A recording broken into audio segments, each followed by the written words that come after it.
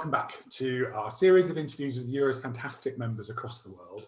It's a great pleasure to be back with Rohit Kumar from Ikan Relocations India. Rohit, always great to see you. We were just chatting before we started recording. How are you? I'm very well, thank you. And it's very nice to speak to you again. We miss. I certainly miss you guys all, and it's so unfortunate that we don't meet as often as we could have had. But it's great to talk to you now, and wonderful opportunity. Well, it's always great to see you. And like I say, it's just that we seem to have missed so many opportunities over the last year to actually get together. And obviously, we're going to miss another one in June, but it will happen again. I mean, I was saying to you in an email the other day, we're coming back to Goa. As soon as we can come back to Goa, we're coming back to Goa. Absolutely. Things are very different around the world, but certainly comparing the US, Europe, and India is a very hard comparison to make. How are things right now in India? From a COVID perspective? Yes. Oh, yes. And I was just discussing this with my golf mates this evening, and we all were, we were talking about where has COVID gone? It's not there. About October, I think that's when it had peaked in India, and we had 97,000 cases per day. Per day. But looking at the population of the country, it wasn't that alarming. But I believe when you get to 30,000 in the UK, it's alarming, right? But 97,000 was the peak that we had. And today, I think it's 9,300 daily. That's extraordinary.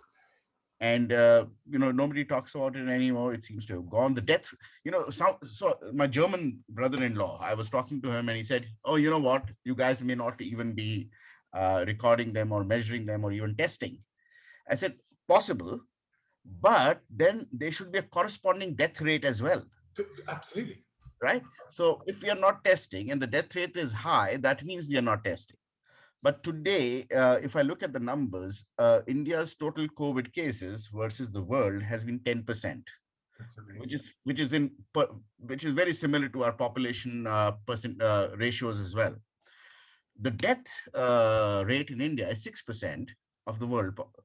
So if that number hasn't gone up, and it's about 1.5% of the total cases that we have had. So if that number is not astronomically high, then one can actually give the benefit of the doubt and say the COVID is reduced. So I don't know. I don't know what happened. Don't worry. This is the joys of our lives now on Zoom, isn't it? I mean, it's just what we have to live with. So sorry, you were just saying that essentially, the percentages are saying that, the whether it's testing or not, the death rate is so low. This is extraordinary. Yeah. So obviously the COVID rate is also low, in spite of everybody saying that maybe there's not enough testing, but the correlation between the death rate and cases tells us it's okay. Definitely. Is there any speculation going on within your health systems, within the government, within research about what's happened, what's changed? The government believes that or the Zero survey that they had done recently believe that India has actually developed herd immunity. Oh wow! So, okay. So my personal opinion is that COVID was already here in October 2019. We only started to realize its existence in March 2020. So it may have already widely spread through the country by the time they even took effective measures to realize that, border controls and lockdowns and everything that happened up much into March and later, all the way till May. That could have certainly helped stop the spread. But I am assuming that this probably was already in place in October, November, December, January, and February. And I think 2 out of 4 Indians may have already had COVID, and it's crossed, and there is already herd immunity. Yeah. That seems to be the only logical answer to this. It's very interesting, isn't it? Because here we've had, I'm sure you probably know, there's been a new variant which is much more transmissible, and there's been lots of scientific data about how these new variants are and how the mutations happen. and whether or not, it's possible that the mutation that's happened in India has made it just almost disappear, that the version of the virus that's there now, coupled with herd immunity, is so mild, no one's reporting it. Yeah, absolutely. I've had some, I know some people who tested positive for COVID, and the maximum they had was a stuffy nose. There you go. Yeah. So I don't know. It's a huge and giant mystery. And like we said, I mean, I remember the last time we spoke, we said, gosh, we'll be looking at this in a year's time and going, what on earth, we're going to be looking at this for years. So how does this impact daily life? So daily life is really back to normal. I think the last time when we spoke, I mentioned that, when I go traveling to the hills, I pass these quaint, small and big villages on the way, and there never was any social distancing. Then there were no any masks. The focus was literally in the main cities of Delhi and Mumbai and Pune and Bangalore and Chennai, and that's where maximum testing happened as well, and maximum cases appeared there. But but even today in the larger cities, it's back to normal. There is we would love to have social distancing, but with the sheer size of the population, that is just not possible. Sure. So, but people are masking up, certainly, wherever it's possible. Many people are masking up, but even then, if there was a widespread COVID, the impact would have been felt. Of course. Yeah, of course. I mean, it's such an extraordinary thing to hear that, that life is almost back to normal. So everything's open, businesses are open. What about things like gatherings? All open. Really? Yeah, you can get married, you can go to a funeral. That's amazing. I mean, it's such a different perspective to where we are in Europe, where we're literally in our homes again and have been since November. No shops are open. It's well, I'm thrilled for you. I'm literally living your life vicariously. I was thinking about you yesterday because I think you said, I mean, you're traveling around, you're going up to the mountains, you're going to the coast. It's life as normal. Yeah, I'm going to be in Goa next week for a week, for instance, and then we're planning a managers meet. 18 of us from Ikan are going to get together in Chennai on the 25th of February. So yeah, it's all okay. So far, so good.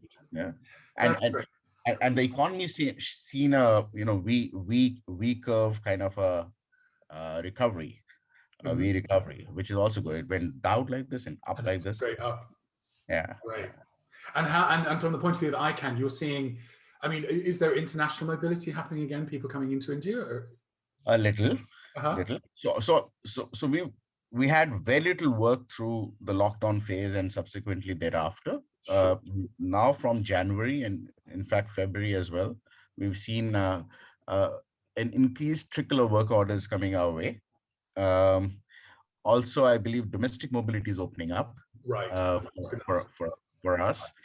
And what's going to happen is that though it's still a trickle here, but and a lot of companies are still working from home, especially the American companies. So the likes of the Googles and the Microsofts and the IBMs, they still are working from home. They had earlier planned to work from home until December, but now I think it's until June.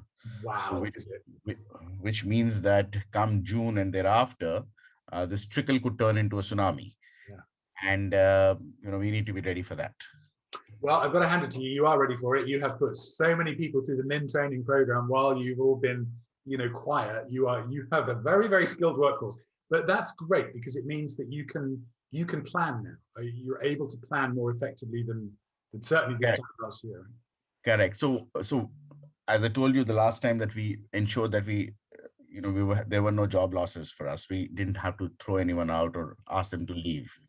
It was difficult because working capital was always stressed, but I have a feeling that it's going to pay dividends. That action. I believe there are some of our competitors who let go a substantial part of their workforce, but we took a different position on this, and also kept on telling my boys that hold on, it's going to at some point it's going to be back. And that's a considerable achievement. I mean, I've spoken to our members all over the world, and again, very different situations. In Europe, pretty well every government put in place some kind of furlough scheme, some kind of financial support for employees. In the States, that didn't happen at all. In India, it didn't, in Asia, it didn't happen. So, to keep your team together is impressive. Impressive. Well done. So yeah, no, but I'm so pleased to hear that you were able to keep the team all intact, and and everybody's gearing up for when things start to really move again. And with luck, I mean, as I say, so tell me about, I mean, given the number of cases being very, very low, is there a vaccination program rolling out anyway? Already rolled out. It's the Oxford vaccine. Yeah. Through the Serum Institute, and it's doing very well. Excellent. Good. They have the frontline workers first, and then it'll get open for public. Yeah. Good. Very glad to hear it. And again, same here. So, hopefully by the time we speak again, and it will be great to catch up with you sort of at the end of the spring, maybe after the spring summit, we'll get together again and see where we are, because fingers crossed, we will be able to, like you say, by the time June comes along, you'll be able to start planning again with work orders and what's going to happen. So that's good. And what's the national mood? How are people feeling across the country? I mean, as I said, it's very positive. There is no talk of COVID any longer. There was a time when you only spoke on that subject. It was only COVID. There are people who lost their jobs during the slowdown. Some of them have found them. Some of them are still unemployed. But you can tell from the GST collections of the government, the collections are at all-time high. Wow. That means the economy is up and running. People are spending, and so I don't see any depressive approach or depressive mood in people any longer. That's fantastic. I tell you what, it has been a pleasure to catch up with you, because I think what we all need right now over here is some positivity like that, because it's difficult to see, although our vaccine rollout has been phenomenal, it's difficult to see, we're still being told by the government, don't stay at home, we're not over this yet, we're all being quite negative. Yeah, but I would like to tell you about, so what I used to tell my boys and girls in our office was the Scottsdale Paradox, or talk about the Scottsdale Paradox with them. So I don't know if you heard of this, but so there was this Admiral Scottsdale. He was the senior most ranking naval officer of the US Navy, who was taken POW in Vietnam. And he was the senior most officer taken POW there. And in his camp, he kept the spirits of his men going with this thought that someday we will get out of here. When that day will come, we don't know. Don't build your hopes. It's not going to be next Christmas or next Christmas or next autumn. Someday we will get there, but we don't know when. So as long as you ensure that you have hope in your heart, and sorry, not a hope, but a belief in your heart that this will end, but don't carry a hope in your heart that it will end next month or next month. You will survive, because there were a lot of POWs in that camp who evidently thought they'll be out the coming Christmas. Sure. Christmas came and they were not out. They died of heartbreak, and many others died of heartbreak because they thought, okay, in 2 years' time we'll be out. That never happened either. They were, I think, in prison for about 7 to 8 years, and finally when they got out, and so those who understood the Scottsdale Paradox and stayed with him, they didn't die of broken heart. They were there. And when they were released, they knew in their hearts that that day will come. But when will that day come? We don't know. But the day will come. It will come. So, Rohit, my friend, thank you so much for that. I'm going to have that on a post-it note on my computer. Scottsdale Paradox, remember. Do that. All about belief.